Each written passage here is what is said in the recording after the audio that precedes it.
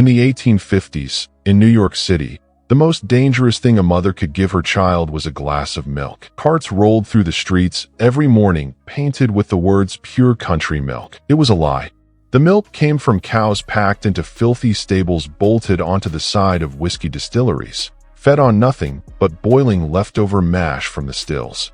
The animals were diseased and dying, and the thin, bluish liquid they produced was bulked up with water, whitened with chalk and plaster dust, and sold to the poorest families in the city. Newspapers of the era blamed this so-called swill milk for the deaths of thousands of infants every single year in one city alone. The most trusted, most innocent drink in the world had become a serial killer.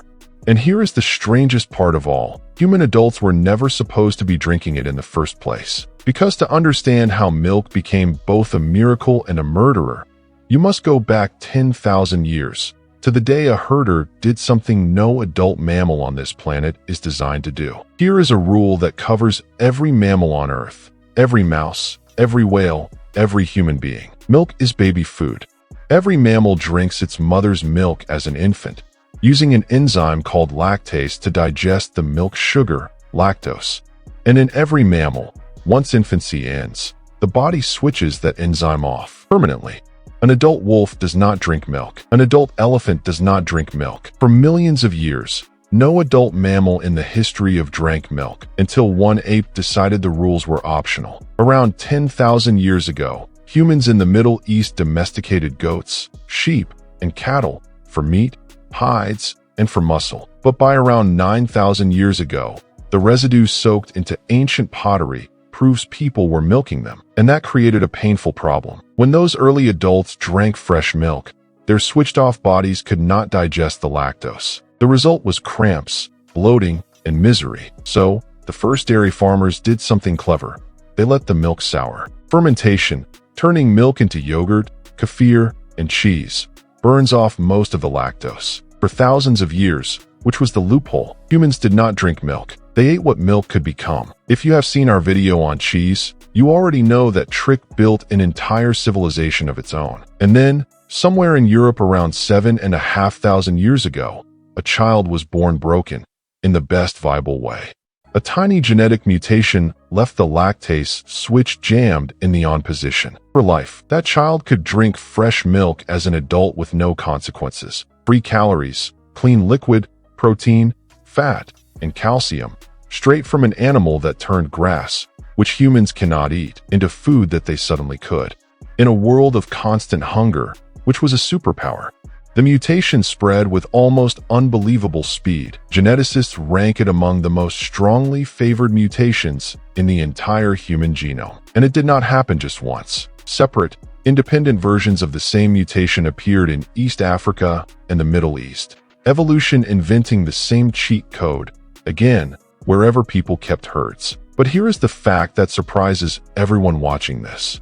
The mutants never became the majority. Today, 2 out of every 3 adults on Earth still cannot properly digest fresh milk. Across most of Asia and Africa, drinking a big glass of cold milk is a genuinely bad idea for most people. The worldwide, milk on every table default you see in movies and advertisements is not the human norm. It is the habit of a mutant minority, mostly descended from the herding peoples of Europe, parts of Africa, and the Middle East. If you can finish a glass of milk without a second thought, you are not normal. You are a genetic anomaly. Congratulations. The ancient world split completely on milk. Some civilizations worshipped it, others openly despised it. In Mesopotamia, temple friezes from 4,500 years ago show organized dairies. Men milking, straining, and churning in production lines. Dairy is sacred industry. In Egypt, the great goddess Hathor took the form of a cow, and milk was poured out as an offering fit for gods and pharaohs. But nowhere on Earth did milk sink deeper into the soul of a civilization than India. Hindu tradition made the cow sacred and made dairy holy. The beloved god Krishna is famously depicted as a mischievous child stealing butter, and milk, curd, and clarified butter have anchored Indian ritual, cooking, and daily life for well over 3,000 years. Keep India in mind. At the end of this video, it is going to matter in a way nobody in the ancient world could have predicted. Meanwhile, out on the great grass ocean of the Central Asian steppe, milk became fuel for conquest. The Mongols lived on their herds and on fermented mare's milk, a fizzing, mildly alcoholic drink that sustained riders for days in the saddle. Marco Polo, traveling through the Mongol world, described something even stranger. Horsemen carrying milk dried into a solid paste, which they dissolved in water as they rode. Powdered milk 7 centuries before it appeared on supermarket shelves. The armies of Genghis Khan, the largest land empire in human history, ran on dairy. Milk was not a children's drink on the steppe. It was military logistics. And then there were the Greeks and Romans, who thought all of this was disgusting. To the classical Mediterranean world, drinking fresh milk was the mark of a savage. Civilized people drank wine. The Greeks used milk drinker as an insult for the wild tribes of the north, and butter was mocked as the grease that barbarians smeared on themselves, while refined people cooked with olive oil. One of history's great ironies is hiding in that sneer. The empires that scorned milk have fallen, and the descendants of those milk-drinking barbarians went on to pour it on their breakfast cereal every morning from Berlin to Boston. The barbarians, in the end, wrote the menu. For all those thousands of years, milk had one iron law. It had to be drunk close to the animal and fast. Fresh milk begins to spoil within hours. Warm milk is a 5-star hotel for bacteria. In villages, which was fine, the cow lived next door. But when the Industrial Revolution exploded and millions of people crammed into cities miles from any pasture, the law collided with the market. City families wanted milk. The countryside was too far away to deliver it fresh. And into that gap stepped one of the most cynical business models of the 19th century. This is where the horror from the beginning of this video comes from. Whiskey and gin distilleries in New York, Brooklyn, and other cities had mountains of leftover boiling hot grain mash, garbage. So, they built cow stables directly against the distillery walls, packed thousands of cows inside, and fed them nothing but that steaming swill. The cows were sick, their teeth rotted, their tails decayed, ulcers covered their bodies, and they were milked until the day they collapsed. The milk itself came out thin and blue-tinged, so dealers thickened it with flour or starch, whitened it with chalk and plaster of Paris, and sweetened the deception with a little molasses.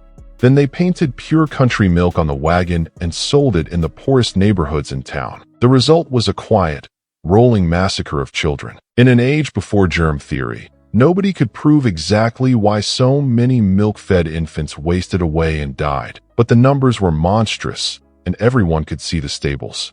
In 1858, an illustrated newspaper in New York ran a crusading exposé, sending artists into the swill stables to draw the dying cattle and the filth, and the city erupted. And here is the detail that will make your blood boil. The swill milk trade did not quietly surrender. It was protected by politicians who took its money, blocked inspections, and buried reform for years. Officials publicly defended the stables while children kept dying. It took decades of scandal, science, and shame before the law finally caught up with the milk trade. Milk had become the deadliest drink in urban America. What it needed now was a savior in a laboratory and another one behind a department store counter. The chemist was Louis Pasteur, and the funny thing is, he was not trying to save milk at all. In the 1860s, France's wine industry was going bad in the barrel, and the emperor himself wanted it fixed. Pasteur proved that invisible living microbes were spoiling the wine, and that heating it gently, hot enough to kill the invaders, cool enough to spare the flavor, made it safe. Pasteurization was invented to rescue French wine. Only years later did other scientists and reformers aim the same trick at the far deadlier liquid, milk. Heat it briefly, cool it fast, and the tuberculosis, typhoid, and diphtheria that milk had been quietly delivering to nurseries could be stopped cold. There was a third rescuer, and his invention changed war itself. In the 1850s, an American named Gail Borden, haunted, the story goes, by watching children die on a sea voyage after the ship's cows fell sick, worked out how to boil milk down in a vacuum and seal it in cans with sugar, condensed milk, the first truly shelf-stable milk in history. It arrived just in time for the American Civil War, where the Union Army bought it by the trainload. Soldiers marched with milk in their packs for the first time in the history of armies and came home hooked on the stuff. The Mongols had their dried milk paste. America got its milk in a can, and a company bearing Borden's name would sit at breakfast tables for the next century. The shopkeeper was Nathan Strauss, co-owner of Macy's department store in New York, a rich man who had watched children in his city die from a drink their mothers trusted. Beginning in the 1890s, Strauss spent his own fortune building milk depots in the poorest corners of New York, stations that pasteurized milk and handed it out to families for pennies or for nothing. Infant deaths in the neighborhoods around his depots fell so sharply that the numbers did his arguing for him. Strauss spent decades campaigning, city by city, courtroom by courtroom, newspaper by newspaper, until pasteurized milk went from charity experiments to legal requirements across urban America. Historians credit the pasteurization crusade with saving the lives of hundreds of thousands of children. Add the glass bottle, the icebox, the refrigerated rail car, and the morning milkman, and the transformation was complete.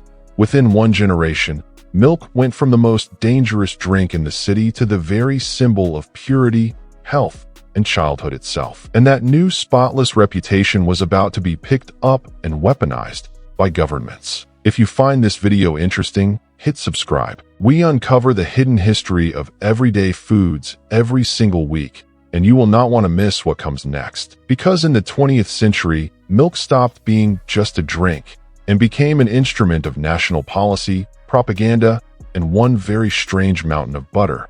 And this is where the story takes its darkest turn, not into poison this time, but into power.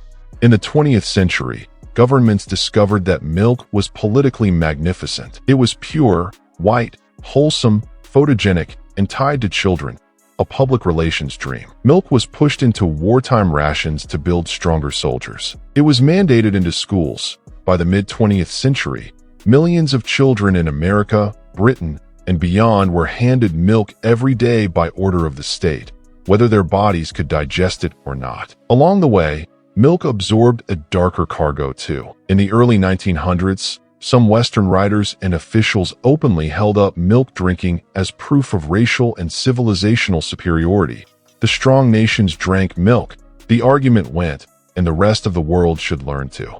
The science of lactose intolerance would later reveal that entire framing is biological nonsense. But the propaganda worked, and the milk carton marched on. Milk politics could end careers.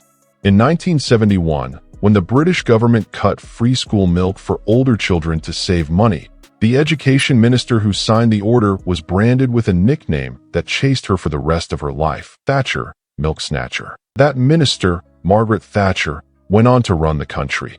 The rhyme outlived her career and her very reputation. Think about that. In the 20th century, taking milk away from children was politically more dangerous than raising taxes.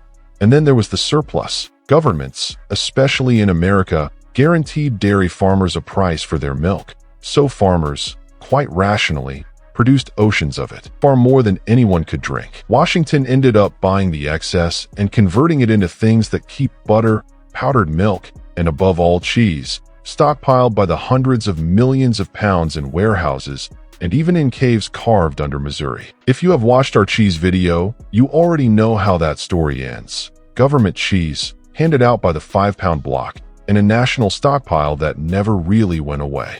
The wholesome glass of milk on the breakfast table was now the tip of an iceberg made of subsidies, surpluses, lobbying, and law.